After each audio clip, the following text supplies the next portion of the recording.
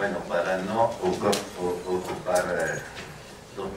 los 2 minutos de mi intervención, no quiero agradecer a todos los probables responsables de que esté aquí, porque son muchos los convocantes y varios los amigos sospechosos, no presuntos sospechosos, como se dice ahora, del hecho de que esté ahora aquí con ustedes.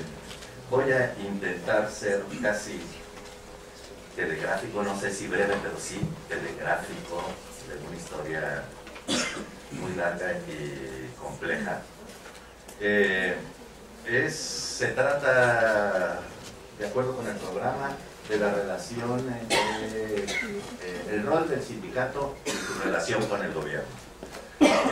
Como nos recordaba Gilberto, en sus memorias, Jaime Torres Bodet decía que la Secretaría de Educación Pública era cada vez más grande, estaba en permanente expansión, pero que el secretario había perdido la relación, el contacto con miles, decenas de miles, ya cientos de miles de maestros que se encontraban distribuidos en toda la geografía nacional, desde Yucatán hasta Baja California.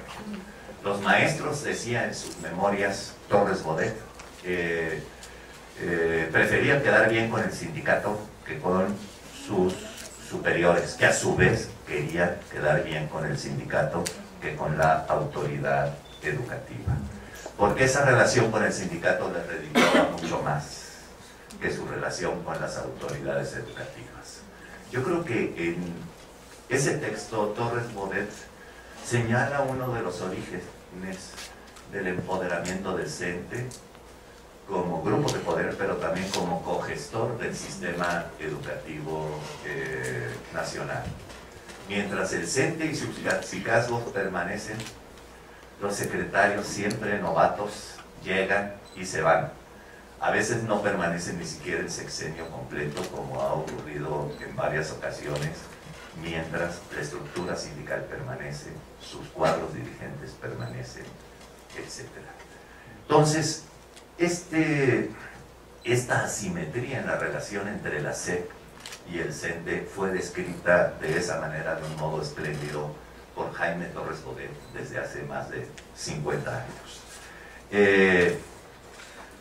Incluso en esos años, durante la segunda gestión de Torres Bodet, comenzaron a surgir diversos proyectos encaminados a reestructurar a la Secretaría de Educación Pública con el fin de recuperar el gobierno del sistema educativo nacional, que sobre todo en la educación básica y normal se había perdido a manos del CENTE.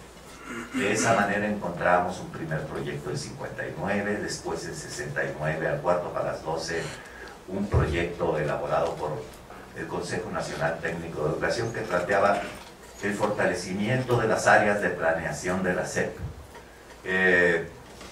la desconcentración educativa, la consolidación de las instancias de autoridad de la SEP en cada uno de los estados, lo que después serían las delegaciones, que entonces eran pequeñas oficinas como las direcciones de educación federal. Y otro dato, la transformación de los supervisores, de empleados de base, es decir, escalafonados y sindicalizados, en empleados de confianza, es decir, empleados no tanto al servicio del CENTE y de sus propios subordinados, que eran los maestros y directores, sino al servicio del Estado en el sentido más amplio de la palabra. De hecho, ese proyecto de 1969, con excepción de esta vertiente de transformación de los supervisores en empleados de confianza, se comienza a realizar casi de inmediato. A partir de 1970-71 se crea la Subsecretaría de Planeación durante la gestión de Víctor Bravo Abuja, y se inicia la primera desconcentración, las 9 oficinas regionales que se crean en 1974. Después se profundiza esta transformación en el periodo de Solana, se consolidan las áreas de planeación y además se profundiza la desconcentración mediante la creación de delegaciones de la SEP en cada uno de los 31 estados de la República. Y así continúa la historia.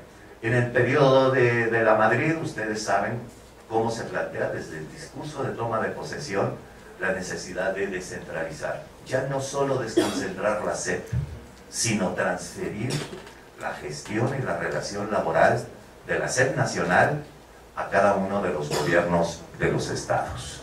Es pues, podríamos decir, esta historia, la historia que este proyecto de descentralización de Miguel de la Madrid no se puede consumar en el sexenio de la Madrid, pero en el sexenio siguiente, en el de Carlos Salinas de Gortari, se consuma mediante la firma del Acuerdo Nacional para la Modernización en mayo de 1999.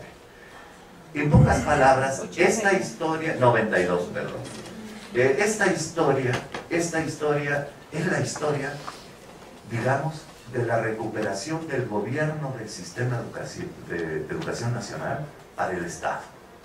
O sea, es la recuperación del gobierno del sistema educativo nacional que había ido cayendo a lo largo de décadas en manos de una burocracia tradicional y sobre todo en manos de la representación sindical. Desde 1969 hasta el 2006 se invirtieron muchísimos recursos, se provocaron muchísimos conflictos, se realizaron grandes transformaciones para ir recuperando el gobierno del sistema educativo nacional. Todo este esfuerzo de varias décadas culminó en 2000, ni siquiera en el 2000, en el 2006, con la devolución prácticamente del gobierno del sistema educativo nacional al CENTE. Pero así, en una decisión de carácter político electoral, se decide pagar los servicios político-electorales en una contienda muy reñida como la del 2006, mediante la entrega ni más ni menos que del gobierno del área sustantiva, la más importante, perdón por decir esto, en una institución de educación superior, que es la Subsecretaría de Educación Básica, porque la Dirección General encargada de las normales ya se había entregado 2 años antes.